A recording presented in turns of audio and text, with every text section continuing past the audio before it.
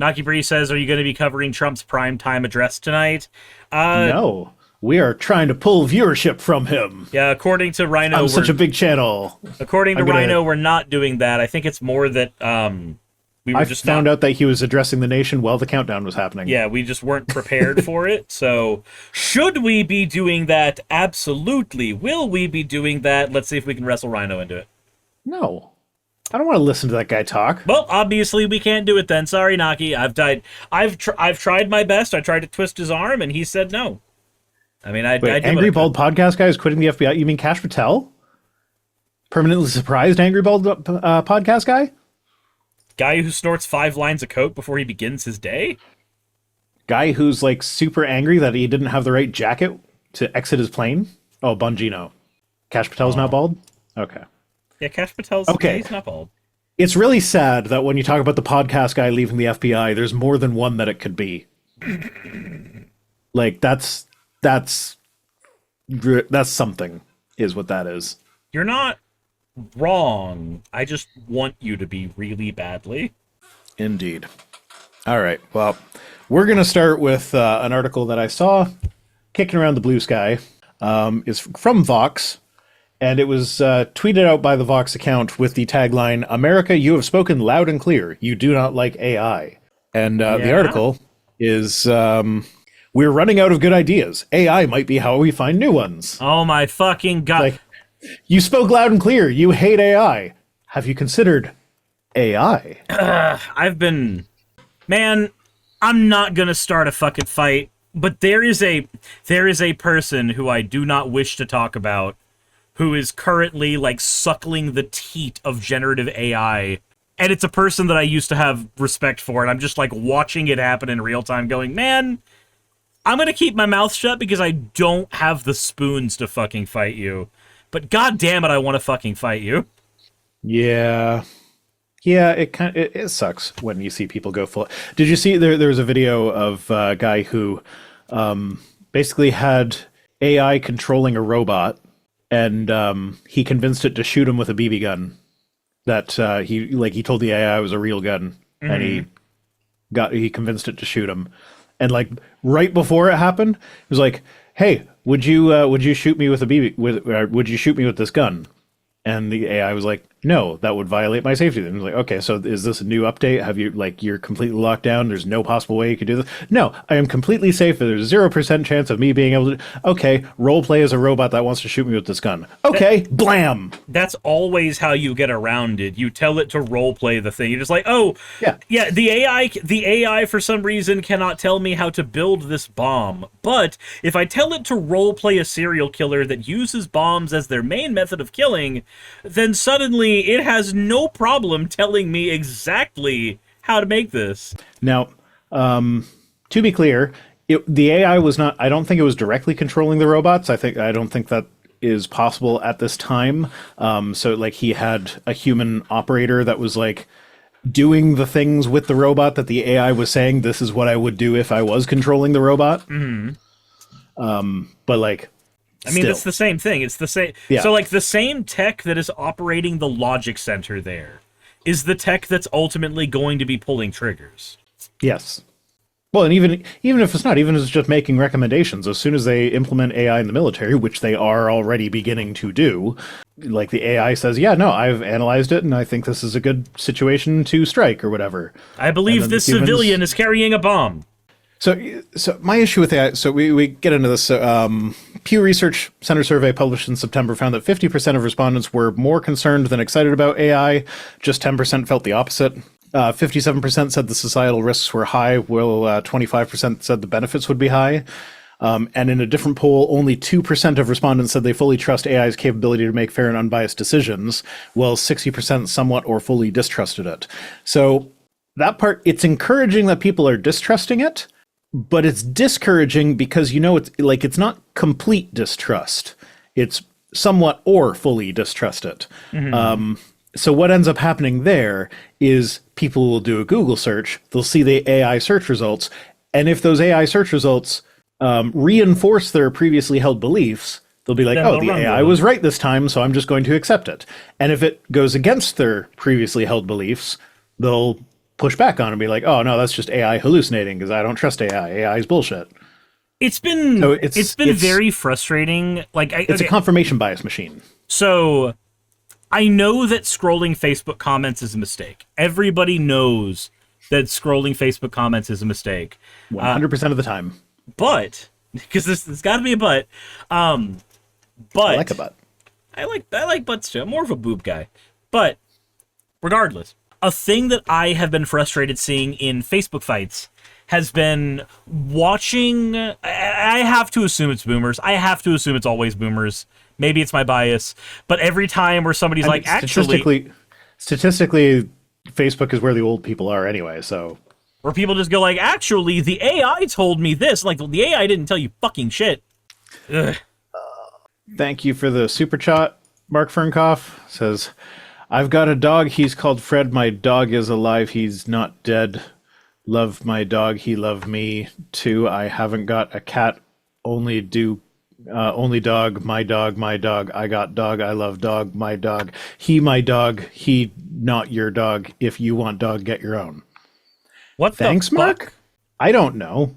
Can you? Yeah. Because that was all one word, he broke my display the chat message thing. Yeah, I feel like Thanks for the money either way. I feel like that was a cry for help. Why did you read that? Because he paid me to. If you send me money, I read your message, as long as there's no like slurs or anything in it. I mean, it was. I just think that was a cry for help. I'm gonna be perfectly honest. I think he's held hostage. Could be. I think somebody's gonna get him. Someone was saying song lyrics. Another person says "Smash It" from the. Oh no, yeah, Mark says "Smash It" from the Beatles. I can't say I've ever heard that one. And Anselin says "Still made more sense than Trump." My dog, not your dog, my dog. My dog is alive. He's not dead. My dog is alive. My dog is fantastic. I haven't got a cat. Only dog. Only dogs. Only dogs here. Only dogs. They said I have the best dogs. I don't know. It says, I love my dog. I can't picture Trump saying I love anything except himself. Oh, he said he loves the Bible. He can't quote the damn thing, but he says he loves it. the uneducated. He loves the poorly educated. He loves the poorly educated. Did you hear him referring to Melania's son? Oh, when he was introducing Melania for some reason or another. I forget what the context was, but in his introduction, he's like, "Oh, she's great. She's really taking care of this thing because she loves children. She's got a wonderful son. She takes such good care of her son." And he was talking about Baron. Yeah, his son. His son. So I'm like, my guy. I don't know anyone that talks about their own children that way. And the speculation that I saw in the comments from that was people saying that she tricked him into having Baron, just like he's the anchor baby essentially to make sure that she has access to his money, and he resents that. So like apparently this is not the first time he's referred to Baron as her son. I don't think it's that. I'm gonna be perfectly honest. I think it's way more simple than that. Dude's got fucking dementia. If you've been listening to Trump lately, he constantly has been referring to himself in the third person. Like there's actually, if we get to it tonight, if it's one of the things that we're talking about, I know that when he was asked about his opinions on Rob Reiner, he specifically talks about himself exclusively in the third person during that whole fucking interview. I did see that, but I did not. I didn't pull that for tonight. Okay. Yeah, but. I don't know that referring to yourself in the third person is a sign of dementia. Otherwise, my partner's got some issues. I think it's a sign if it's not part of your normal vernacular, and it wasn't his in the last 8 years. He's been, well, I don't know. In his posts, he refers to himself in the third person all the damn time. Like, that hasn't changed, so I wasn't really surprised to hear it verbally. Yeah, no, there are definitely other signs. Like, he's bragging about how many cognitive tests he takes. Like, dude, like we all know that cognitive test is a screening test for dementia. If you're taking it multiple times, that's not something to brag about. That's something to be very concerned about. I'm taking so many of them. I'm taking so many drugs. They do all the MRI scans of me because I'm perfect and I'm in such good shape. Exactly. They definitely aren't looking for something that's wrong. Nothing could ever be wrong with the Trumpster. I still can't believe that their excuse for the IV bandages, like the IV bruising on his hand, I still can't believe that their excuse for that is he shakes too many hands. I'm like, so what you're saying is he's very thin-skinned. He's very weak. He's weak and thin-skinned. That's what you are saying. That is your defense for this thing. Instead of just being like, don't you talk to me like that. You don't talk to the American president like that. I wish the fucking reporters would because so the Rob Reiner thing. Yeah. We're gonna get into that later on with the tweets. But I didn't pull clips from the interview. He was asked if he stands by his post, and his response to that was, "I'm not a Rob Reiner fan," and he just went off on a tirade about how he didn't really like his movies. Yep. And he's not a fan of him. It's like, okay. The question was, do you stand by the tweet that you sent out? I did not ask if you are a fan of Rob Reiner, but of course they don't. I really wish the reporters would. Nobody holds him. If to nothing task. else, just insist that he answers the question that you asked, and then if he calls in the next reporter without answering, just them, be like, "Hey, I want to hear the answer to that question. You didn't answer it." I just want someone to actually try and get him to answer the question. At least make it clear that he's not answering questions. But to just accept that and move on as though that was an answer. No, but they are cowards. They will not do it because they are cowards. Well, they know that as soon as they do that, they lose their press credentials. Correct. But I don't know. I feel like that's an attack on free speech.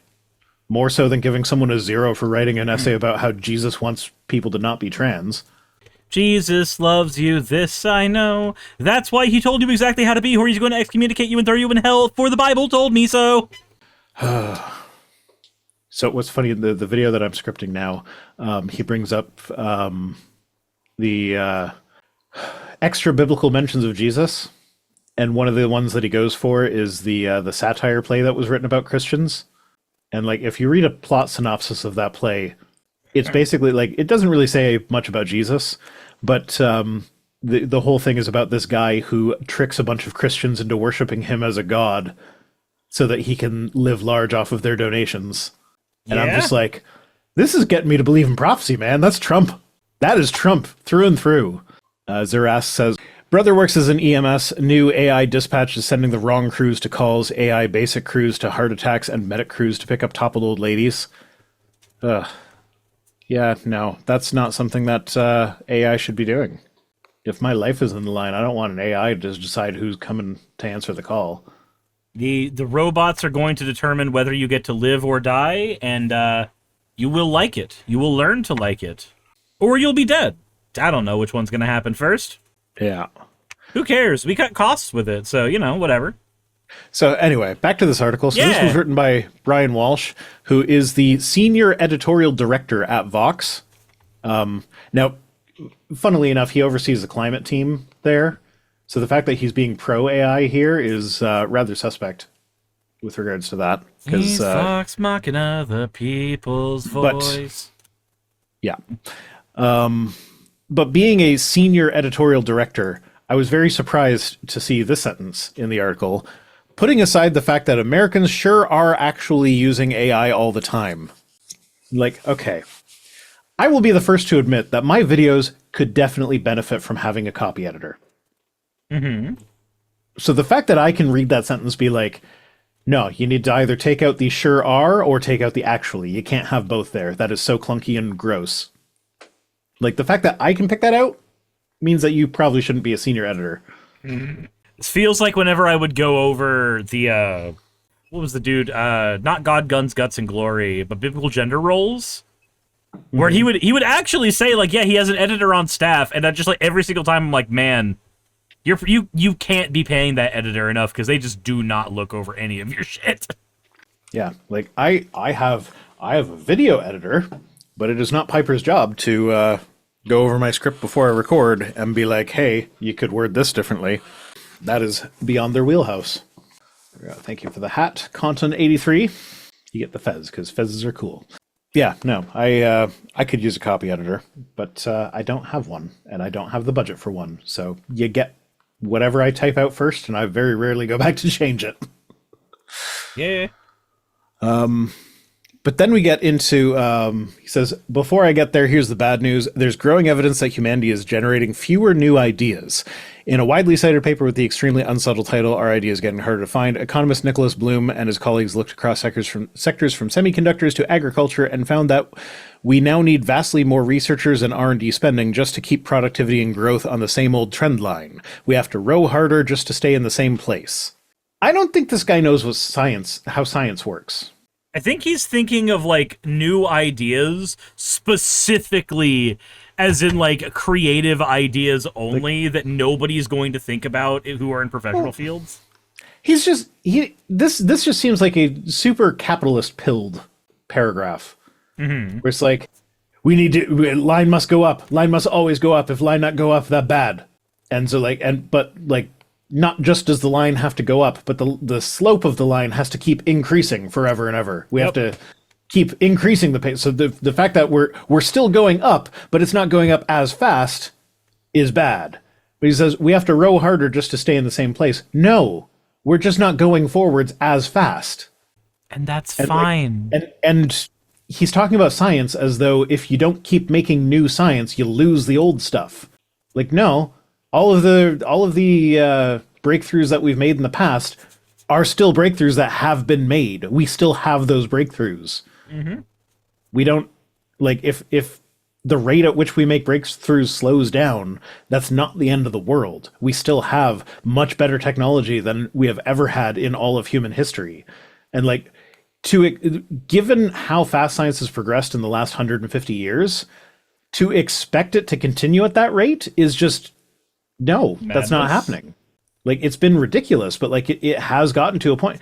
And he does kind of get into this is one of the problems in science is that there's just so much of it that a good chunk of research is just figuring out, has anyone done this before? And what were their results? And so this is where he's advocating for the scientific use of AI rather than general use of AI, which I'm actually kind of on board with. If they could make it more efficient and less power hungry, like the protein folding things and, doing search for research that's already been done before, I'm actually on board with that. I actually kind of agree with this article. Mm-hmm. I just hate that it's being framed in this capitalist, we must always make everything go faster, better, gooder, higher right now, can't ever slow down ever. No. You can't force scientific discovery. It'll happen when it happens. Discover it faster, or the line will cease. We can't have that. It's bad for reasons.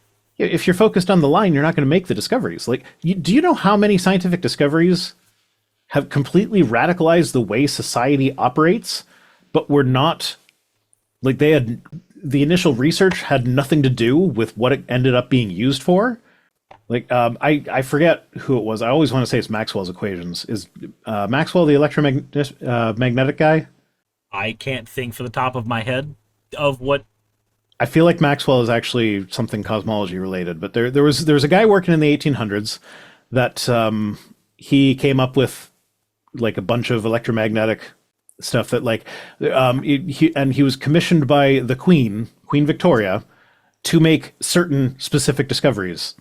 And he did not make those discoveries. He made other discoveries in electromagnetism. And the discoveries that he did make ended up being integral to our development of technologies like radio and TV communications and satellite communications and stuff like that. And so it's you can't make it a goal. This is the practical application that we want, so go research that. You have to just do science for science's sake. And then as you understand the stuff, the practical applications will follow. Mm-hmm. But too many people are no, we need to have the business idea to make line go up. If the line do not go up, we will be sad. And if we are sad, you lose your job and you don't get Christmas. Yeah, and then he gets into that whole thing about how we need to have more babies or whatever. There's a demographic crunch, new ideas come from people, so fewer people eventually means fewer ideas. With fertility in wealthy countries below replacement levels and global population likely to plateau and then shrink, you move towards an empty planet scenario where living standards stagnate because there simply aren't enough brains to push the frontier. But the global population isn't shrinking. He said it will in the future, but here's the thing. But the trends don't bear that out either. I'm aware of that, but even in the scenario that he's laying out, if living standards stagnate at a place where everybody on the planet has a better standard of living than anyone in human history has ever had before, which is pretty damn close to where we're at now, that's a good place to stagnate, in my opinion. If you're at the top of the mountain, are you really that upset that you made it there? Yeah. It's like, oh man, if only I had a rocket ship to go even higher. I'm like, no. This just screams an article where the talking points were given to him by an AI company CEO. Yeah. Seems like that. I mean, I'm skipping over some of the stuff where he does kind of denigrate the large language model bullshit, but like he goes into all the different scientific uses of AI, so like protein folding and summarizing other research and stuff like that. So like, yeah, no, there we go, Fennec, there we go. I would be a lot more creative if I wasn't being crushed by the endless weight of capitalism under fascism. Mm-hmm. Yeah, if we didn't all have to like struggle just to pay our fucking rent, then maybe we could spend more time in creative endeavors. But the line, you don't understand the line. If the line no go up, company sad. Company no have emotions, so fuck company. Fuck company up its asshole with a baseball bat wrapped in barbed wire. Company sad. No, bad. Company sad. Company sad, good. Okay. Oh, Jasta says my health insurance is going up by $100 next year. My parents told me that's not bad. Fuck capitalism. Yeah, so my health insurance is paid for by my taxes, and I've never paid more than $700 a year towards healthcare. And I pay more taxes than most people. So, socialism for the win? Canada doesn't even have the best system. Jeez. Neon Stankfist says, when I was a kid, I was at some ruins with one of my dad's students. They were talking about how important trash piles are to studying groups and cultures, and one particular use case is during oppressive eames. I don't know what that, I think you meant regimes. Clay pottery becomes thicker and slot pure and more purely created. But during less oppressive regimes where people have freedom and time, clay work gets better because it gives people time that they can be creative with. It's amazing how much you can tell just from like, man, look at the things these people are creating now that they have time to and don't want to fucking kill themselves. Yeah, no, you want more ideas? Try universal basic income. See how many ideas start flowing. I'm pretty sure, wasn't it Ireland that had a grant program where they were paying a bunch of artists a like living wage salary without the expectation that they would actually do art, but then they did, and it was amazing. It was like super duper successful or something. I feel like that was Ireland. I do not know, actually. Yeah, well, I might be wrong on that one, but that's what I recall. University of Denver did a study. Results were unsurprisingly very positive. There was a whole pilot program in Canada, in, I want to say it was Alberta, where they had universal basic income in one specific town. And there was a government change partway through the experiment. So it never finished because they voted in a conservative government who was like, we're not paying these people just to shit on their butts. And so they put an end to the program. But the data that they had from the first half of the experiment is like it cut out about halfway through. Basically said that their average wage from the actual jobs that they worked went up because, as it turns out, when you don't feel desperate, when you're not desperate for money, you will be more assertive in asking for raises, advocate for like yourself, like advocating for yourself. Like, if I lose this job, it's not the end of the world. I will still be able to pay my bills because I have universal basic income. So I'm going to ask for that raise, or I will turn down this job offer, even though I don't have another one on the table because I don't think it's good enough. I will wait for a better job offer. The only groups that saw a rise in, a lowering of the willingness to work were people who were still in school and people who were pregnant or had just recently given birth. So like people who are still in school studying to get an education so they can get a better job in the future, and people who need to take care of a child. So the people like you would expect. Those are the only people who saw a decrease in willingness to work when they implemented it. So yeah, UBI is actually a good thing. Who would have thunk it? And in other news, my local Walmart here in the town that I live in, one of the employees just told me the other day that they are about to start locking up baby formula to stop people from stealing it. And I'm just like, fuck that noise. You know what's If funny? if I see somebody stealing baby formula, no, I didn't. So you know what's funny about that? I was doing a different video and found that a lot of the companies that try to do the like locking up of basic shit like baby formula, you want to know what they're doing? They're choosing to lock it up instead of hiring more staff. Mm-hmm. Your theft goes down when you have more staff. Mm-hmm. But they actively think that the money that they save by not paying staff is worth the fucked up customer experience. So I actually I watched an episode of Defunct Land today on the Toys R Us in Times Square. Mm-hmm. Which that store was fucking crazy. But it never actually made a profit.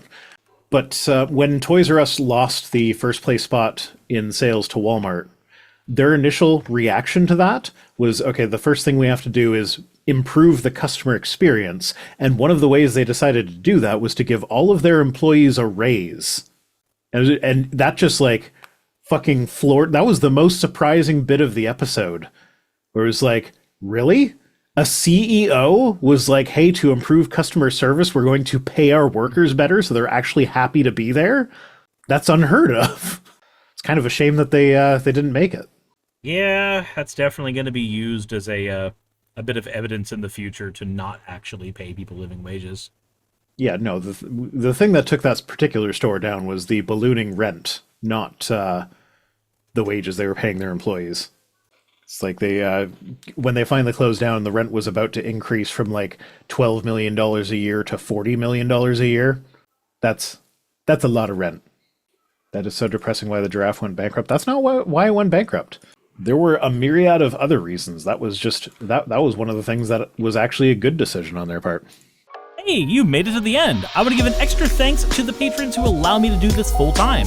I want to thank Aaron Rail, Astral, Britzkrieg, Jemshin, Poundini, Red Joker, Victoria, Jonas, Craig, Tarika, Fireshard, Smiling GM, John, Dren Hadamada, Creeper, Sagitta, you know I'm not saying that last part, Valis of Sereth, Ottoman Angel, Rooster Rachel, and Fire Panda, who are all my $20 and up patrons.